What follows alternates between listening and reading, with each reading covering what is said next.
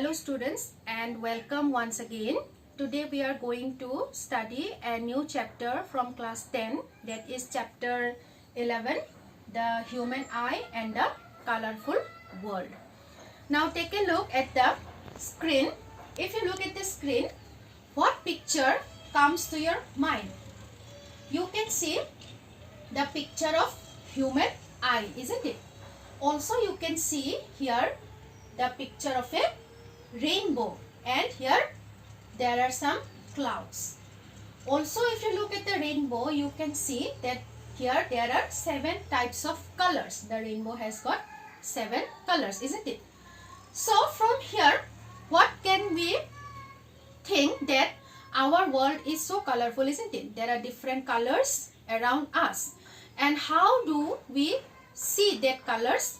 Through our eyes, isn't it? So here in this chapter we are going to discuss how we can see through our eyes and how the world has got different colors and how that colors are formed. Okay, so let us proceed to today's class.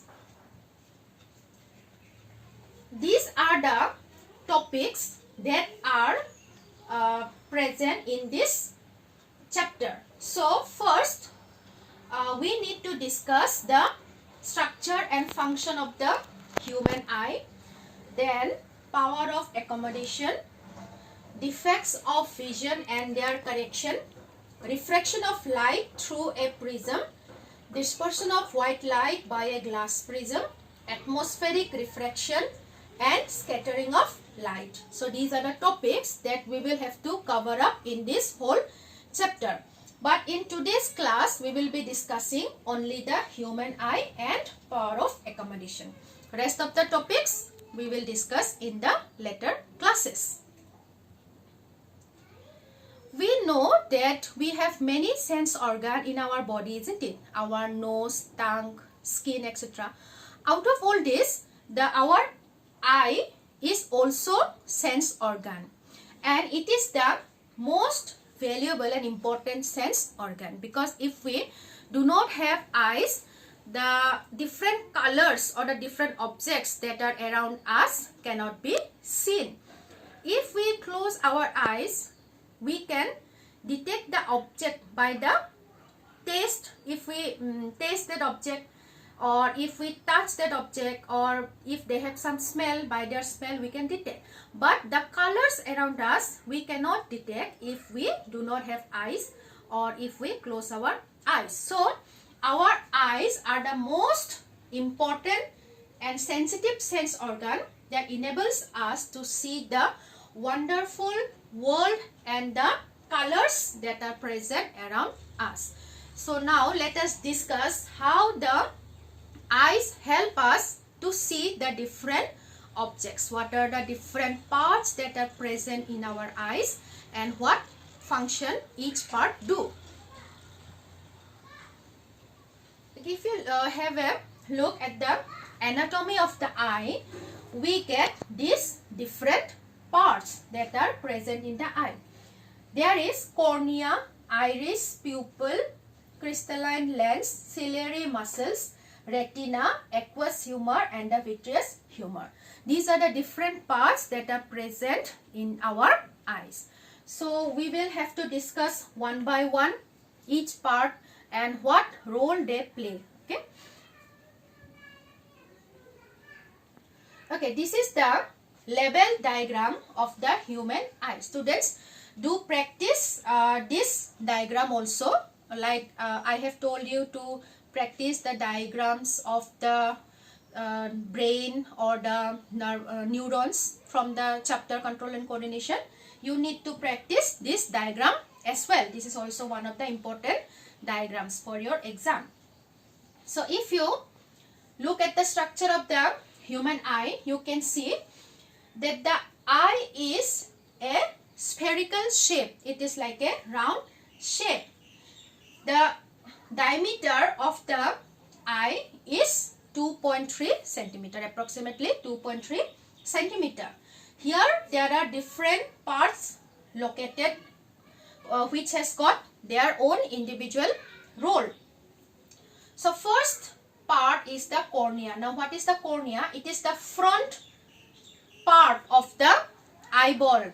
It is a transparent bulge on the present of the front side of the eyeball. Now what is the function of this cornea? It refracts almost most percentage of the light that will come towards our eye. Okay? The refraction of the light is done by the cornea, and where the refracted light will go, it will pass through the pupil towards the lens. This is the crystalline lens, and in the middle here there is pupil. So the function of the cornea is refraction of the light towards the crystalline lens. Now if you look at our eye, we can see there is a black or brown, or in some persons we can see blue also, colored round part, isn't it? So the center of that round part is called the pupil. It is a hole through which the refracted light will enter the lens. And this iris is what? It is a muscular diaphragm that helps in adjusting the pupil. That means in contraction or expansion of the pupil. What does pupil do? It regulates and controls the amount of light entering the eye. So in the contraction and expansion of that pupil, the iris helps. Okay, because if we enter in a dark room, then we need to expand our eyes because the amount of light in that room is less. Also, if we go outside, we need to contract our pupil because there the amount of light is too much. So in order to regulate the amount of light so that the proper amount of light enters the lens, as a result the image is formed, we need to contract and expand the pupil, and that is helped by the iris. This is the lens, crystalline lens, which focus the image on the retina. On the inner back side of the eyeball there is a screen called the retina, where the image of the object that the eye will see is formed here. Now here, as you can see, the crystalline lens is a convex lens. Convex lens always forms a real inverted image. So here also we get a real inverted image of the object. Also you can see here ciliary muscles. Now what does the ciliary muscle do? It holds the eye lens, the crystalline lens. It holds. Because at times the ciliary muscles have to contract and expand also so that the lens can adjust its focal length, so that the lens can adjust its curvature and the focal length. Because we have studied in our light chapter that if the position of the object is different, the position of the image is also different, yes or no? Sometimes at infinity, sometimes at center of curvature, sometimes between focus and center of curvature, all this. But here what happens? Every time the image is formed on the retina only. So how is it possible? Because with the help of the ciliary muscles, the lens can adjust its curvature, or also it can adjust its focal length, so that every time the image is formed on the retina only and not in any other position. Okay. So sometimes if the object is very far, what happens? The ciliary muscles have to contract so that the focal length decreases. As a result, the image is formed on the retina.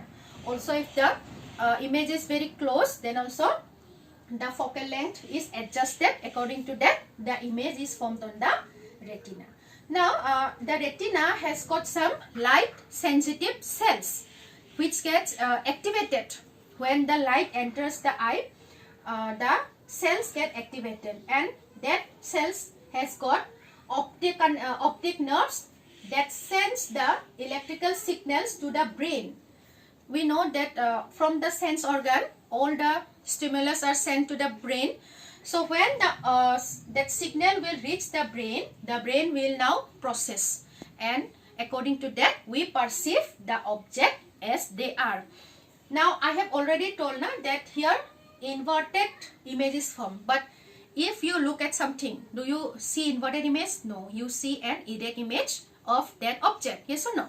So how is that possible? Because even though here inverted image is formed, we are not seeing the object, this one, because our brain process the signal, and whatever signal or whatever image our brain is sending us, that we are seeing. So always we see a real and or erect image, not inverted one. Also there are aqueous humor and vitreous humor. These are the liquids present through which the light can enter the eye. Okay. We have told that the eye lens can change its focal length according to the position of the object. So that ability of the eye lens to change its focal length according to the position of the object, so that the image is formed at the retina only and not in any other position, is called the power of accommodation. So it is the power of the eye lens to adjust its focal length according to the position of the object. And who helps in adjusting the focal length of the lens? The ciliary muscles that are holding the eye lens. We know that the position of the object should be such that when we look at the object, there should be no strain on our eyes. So like that, there is a minimum distance beyond which if we hold the object, we cannot see properly. So that is called the least distance of distinct vision. See here where it's written, the minimum distance at which objects can be seen most distinctly without strain is called the least distance of distinct vision. It is also called the near point of the eye. At a certain position only, if you hold the object, the images can be seen properly. Now otherwise it will be little blurred or not clear. Okay, so that is called the least distance of distinct vision.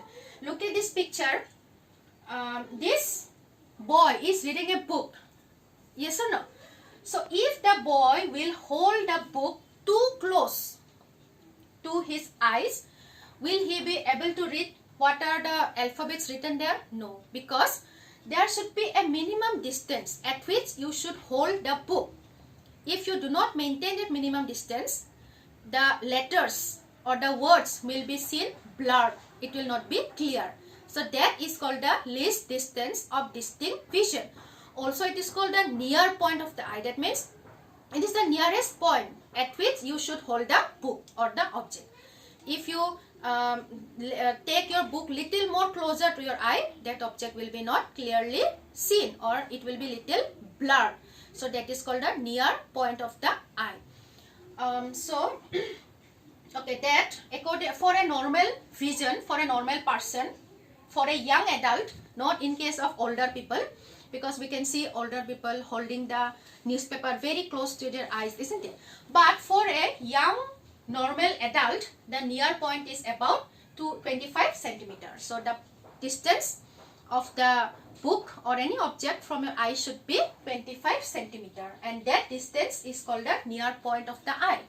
Also there is a far point also, and for a normal person the far point is at infinity. If you have no eye problem, if you are a young person, you can see the object situated at a far position.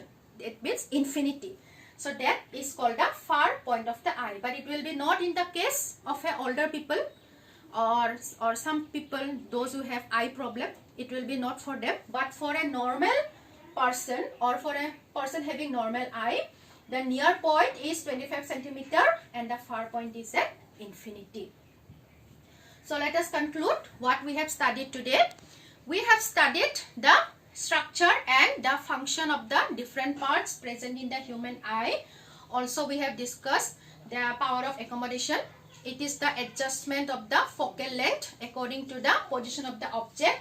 Also we have discussed the near point of the eye, that is 25 centimeter, and far point of a normal eye, that is at infinity. So these are the topics that we have studied today. So in our next class we will take up the rest of the topics. Till then, thank you.